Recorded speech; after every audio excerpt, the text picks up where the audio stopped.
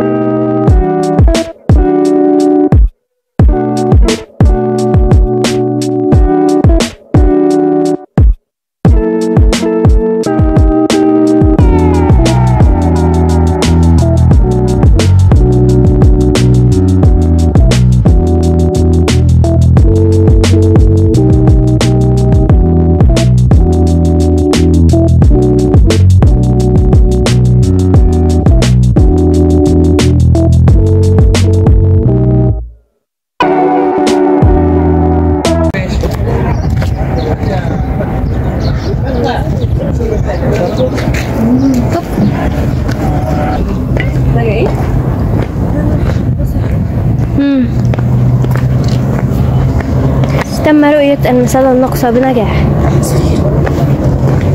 عامة كنت على مهلك يا لهوي، الحمد لله انت كانت هتبقى وحشة دي. يعني في بنت وقعت، احنا كنا كلنا مدين. خير.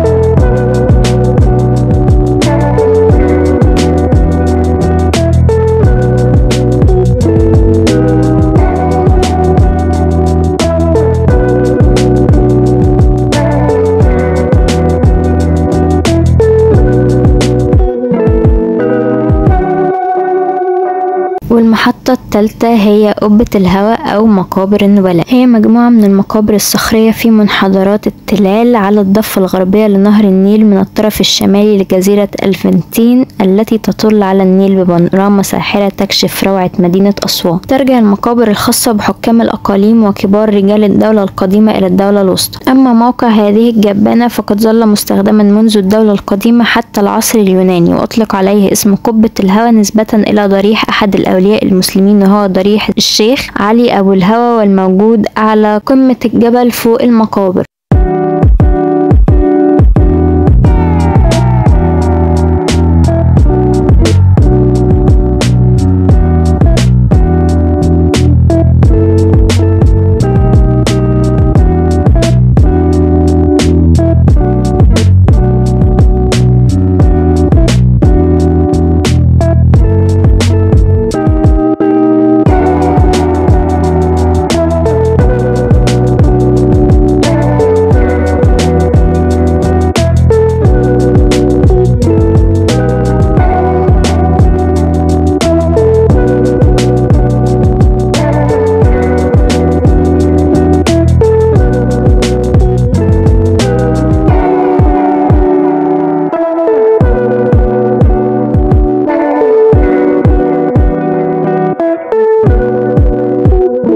تقريبا لان في عظم طويل اهو. حيوانات ولا عظم بني ادم؟ شكله بني ادم، عظم فخذ شكله اهو.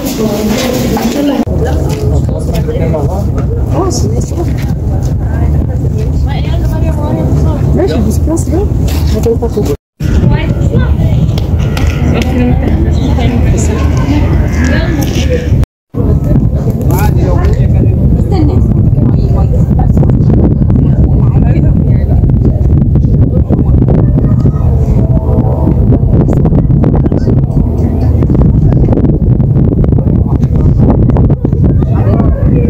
لينا ما قلتش حاجه للفلوج النهارده. ايه؟ ما قلتش حاجه للفلوج النهارده. الجو كان جميل. السلالم كتير قوي يا شباب، بجد كتير قوي. السلالم سيئه عامه. بجد مش فاهمه ايه ده. يعني انا بالنسبه لي الظهر اسرع بجد. انا انزل كده اهو شبه الكوره افضل بالنسبه لي، وعلى الاقل هستفاد من الرمل. بيقولوا الرمل بتاع اسوان تحفه، بيقولوا الرمل مفيد.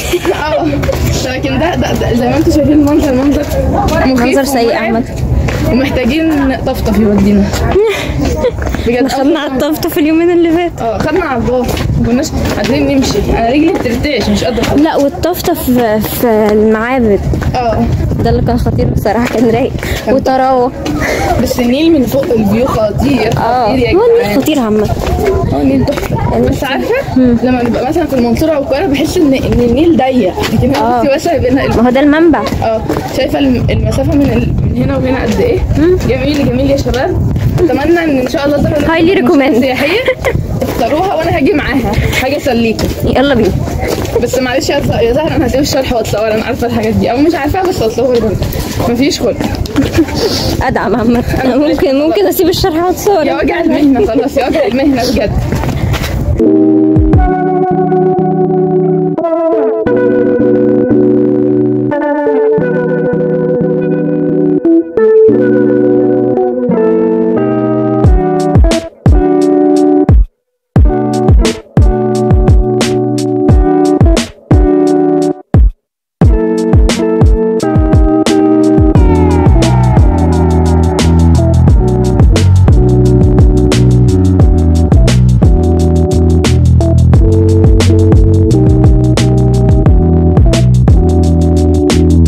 ورابع محطة معانا هي جزيرة النباتات. كان يستوطنها النوبيون وقد سموها حديقة النطرون، ثم استخدمها الإنجليز في أواخر القرن ال19 كقاعدة عسكرية وسموها جزيرة السرادار، لكن الملك فؤاد الأول سماها جزيرة الملك، وبعد ثورة 1952 سماها جمال عبد الناصر جزيرة النباتات، ومساحتها 17 فدان وبها الكثير من الأشجار النادرة.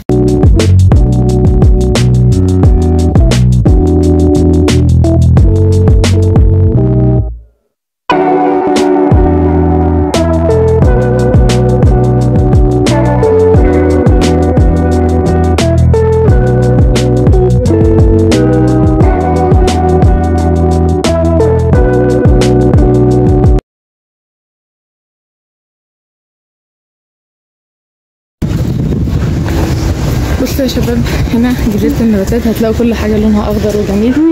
لو دي جزيرة النباتات ما بالكم بقى الجنة عاملة ازاي. فاحنا ايه نحاول ايه ندخل الجنة، ندخل الجنة، نبقى ناس كويسة. التارجت الجاي ندخل الجنة بالظبط. سبحان الله بجد، سبحان الله. خلود أرجوكي إضافي خلود.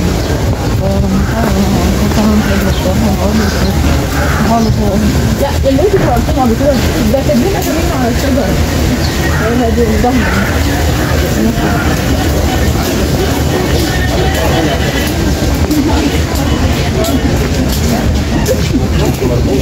لا ما فيش تمسح بالصور مع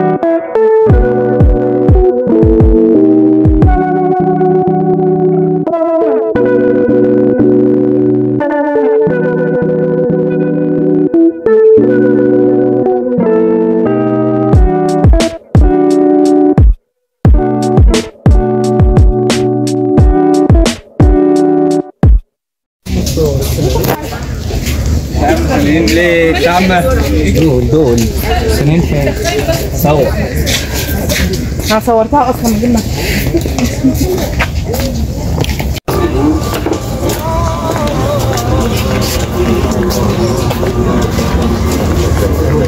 اي حد يجاوب بعد العين ايه عن ولا عاد ولا درس الناس ما بيحكي كل حاجه حاجه وقاعد هي اجمل عطور المحمريه هنا هو اللي فيه. لا احنا اسمنا جبنا ايس كريم. انا نفسي اتعلم نوبي قوي عامه. خلود سي هاي. اسراء سي هاي. هاي مريم قولي هاي. عبير هلو قولي هاي. عايزه اقول لكم احنا ممكن ننزل تحت عند الامتحان. هنقضيها قعدة هنا ونكمل.